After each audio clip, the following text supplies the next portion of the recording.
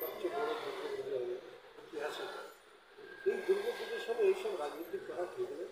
আর আমি ব্যক্তিগত এর আগেও বলেছিলাম ডাক্তারদের কাছে আমার অনুরোধ যেন রাজনীতি ছেড়ে এসব করা হোক। আর এই সময় আমাদের মুখ্যমন্ত্রী এরা যা বললো তাই মেনে নিয়েছে, মানার পরও যদি এইরকম যদি করে নিশ্চয়ই এদের পিছনে কেউ হাত আছে, মদত আছে। আমার তো মনে হচ্ছে বিজেপির মদত পশ্চিমবাংলাকে একমাত্র বিজেপি চাইছে কি যেন এখানে একটা ঝামেলা লাগিয়ে রাষ্ট্রপতি শাসন লাগাবা। সে বাংলার লোক কোনোদিন এসব মানে না আর মানবেও না। আর যদি আমি এটাই বলবো ডাক্তারদের কাছে, যদি এইসব না করে, যদি সিবিআইয়ের উপরে তো বিশ্বাস আছে, সুপ্রিম কোর্টের উপরে তো বিশ্বাস আছে, দেখছি বড় আর কে আছে ভারতবর্ষে, তাকেও যদি এরা না মানে কপালে যা লেখা থাকবে তাই হবে।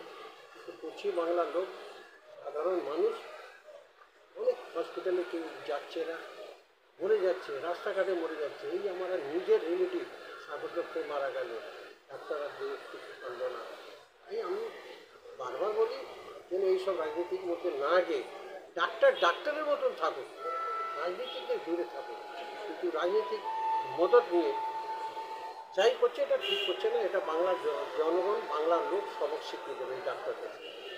এখানে মাননীয় মুখ্যমন্ত্রী বলছে উৎসবে ফিরে আসুন, যেখানে বলছে বাংলাকে যেভাবে চক্রান্ত করা হচ্ছে বাংলার সঙ্গে, সেখানে উৎসবে ফিরে আসতে বলছেন। এবং মাননীয় মুখ্যমন্ত্রী যে অনুদানগুলো দিচ্ছেন আপনার পুজো ক্লাবগুলোকে, তারা অনেক দেখা যাচ্ছে যে আপনার সেই অনুদান ফিরিয়ে দিচ্ছে। আপনি কি মনে করছেন? এটা তো কোনো রাজনীতিক, যারা রাজনীতি করে তারা এসব পৌঁছে দিচ্ছে। কিন্তু আমি একটা কথা বলব, পশ্চিমবাংলা একমাত্র মুখ্যমন্ত্রী আমাদের করোনা সময়, যে সময় কেউ চাঁদা দিত না, সেই সময় দিয়েছে।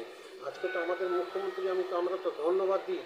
কোনো মেয়ের বিয়ে হলে ফার্স্ট ফার্স্ট চাঁদা কে দেয়? মমতা ব্যানার্জি, 25,000 টাকা। আজকে ফার্স্ট চাঁদা কে দেয়? 85,000 টাকা মমতা ব্যানার্জি, আমাদের রাজ্য সরকার। এই জন্যে আমি সবসময় চাইব রাজ্য সরকার কোনোদিন, মুখ্যমন্ত্রী কোনোদিন ভুল পথে যাবে না। আর আমি যে এইসব রাজনীতির মধ্যে যাচ্ছে তাকে আমাদের অনুরোধ যেন রাজ্যটা বাঁচিয়ে, মুখ্যমন্ত্রীর সম্মানটা বাঁচিয়ে, মুখ্যমন্ত্রী আমাদের ভারতবর্ষে একমাত্র মুখ্যমন্ত্রী এই রাস্তার মধ্যে নেবে, লোকের সঙ্গে কথা বলছে, লোকের ব্যাপারে শুনছে, বলছে, এই ব্যাপারে ডাক্তারদের সঙ্গে ডাইরেক্ট কথা বলছে। অন্য রাজ্যে কোনো মুখ্যমন্ত্রী কথা বলতো না। এর আগেও তো সিপিএমের সরকার ছিল, মুখ্যমন্ত্রী কোনোদিন বসে কথা বলতেন এদের সঙ্গে। তাও এরা যদি ওই যে বেশি বলে না, বেশি প্রশ্রয় দেবে কী হয়, এইটাই মুখ্যমন্ত্রী আমাদের বেশি এদের প্রশ্রয় দিয়ে দিতে, তাই জন্য এটা হচ্ছে। ওই জন্য মুখ্যমন্ত্রী আমাদের পশ্চিমবাংলায় একমাত্র মুখ্যমন্ত্রী আছে যে ডাক্তারদের সঙ্গে কথা বলছে, ফিল্ডে যাচ্ছে, রাস্তায় নামছে।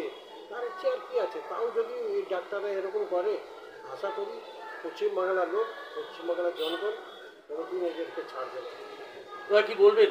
ঠিক পুজোর আগে অনুব্রত মণ্ডল ছাড়া পেয়ে গেলেন, কি বলবেন আপনি? তো অনুব্রত মণ্ডল ছাড়া গেছে, আইন তো এই আইন জেলে নিয়েছিল, এই আইনই ছেড়েছে। এটা তো আমাদের কোনো ভূমিকা নেই, আর মমতা ব্যানার্জির ভূমিকা নেই, কারোর ভূমিকা নেই, দলের ভূমিকা নেই। এই তো এই প্রশাসন নিয়েছিল, এই প্রশাসন ছেড়ে। তাহলে কি মনে করছেন আজকে এটা কি সত্যের জয়? না না, প্রত্যেকে জয় না, মানে ও ব্যক্তি, মানে আমি এটাই বলবো কি সরকার এর মধ্যে নেই। আইনের জায়গা আছে, আইন ছেড়েছে, আমরা তো বলিনি ছাড়তে, আইন ছেড়েছে, আইনই ধরেছিল, আইনই ছেড়েছে। এর চেয়ে বড় আর কি আছে? আচ্ছা, যারা অত বড় লজ এসেছে, দেখা যাচ্ছে কেন্দ্র সরকার এক পয়সাও দিচ্ছে না, হেল্প করছে না রাজ্য সরকারকে, এটা নিয়ে কি বলবেন? কেন্দ্রীয় সরকার তো দেবে না, এই পুজোর সময় তো আরও দেবে না। ও তো চাইবে বাংলার লোক, বাংলা মানুষ কষ্ট পাক, তবেই তো বুঝতে পারবে। এই জন্য পশ্চিমবাংলায় মানুষকে যা কষ্ট দিচ্ছে কেন্দ্র সরকার বুঝবে, ভোট আসুক, বুঝে যাবে কেন্দ্র সরকার। মানুষকে তো বলেছিল এই লোকসভায় বৃদ্ধা পেনশন, এই লক্ষ্মী ভাণ্ডার 1,000 করে পাবে, আমরা আসলে 3,000 করে পাবো, 1 পয়সার কোনো ঠিক নেই। দাদা, পিতৃপক্ষ শেষ, মাতৃপক্ষ শুরু। আপনি আপনার তরফ থেকে এলাকাবাসীকে কি জানাবেন? এবং সারা এলাকাবাসী না, আমাদের এখানে যে মহালয় হয়, এখানে যে আসছে ঘাটে, আমরা ঘাটে অ্যারেঞ্জমেন্ট করেছি। আমাদের টিটাগড় থানা, আমাদের ব্যারাকপুর মিউনিসিপ্যালিটি, আমাদের লোক থাকবে, নৌকো থাকবে, মাইকে অ্যানাউন্সও হবে, রাস্তাঘাট যেন জাম না হয়, রাস্তাঘাট ফ্রি করা হয়, মানুষ সুস্থভাবে এসে চান টান করে নিজের বাবা আত্মাকে শান্তি দিয়ে চলে যায়। আমরা এটাই চাই। মাতৃপক্ষ শুরু অর্থাৎ দেবীপক্ষ শুরু হচ্ছে, কি বলবেন এলাকাবাসীকে কি জানাবেন? এলাকাবাসী ধন্যবাদ দেবো যেন পুজোটা সুস্থভাবে হয়, ভালোভাবে হয়। আমি এটাই মানুষের কাছে ধন্যবাদ যেন পুজোটা ভালো করে হয়।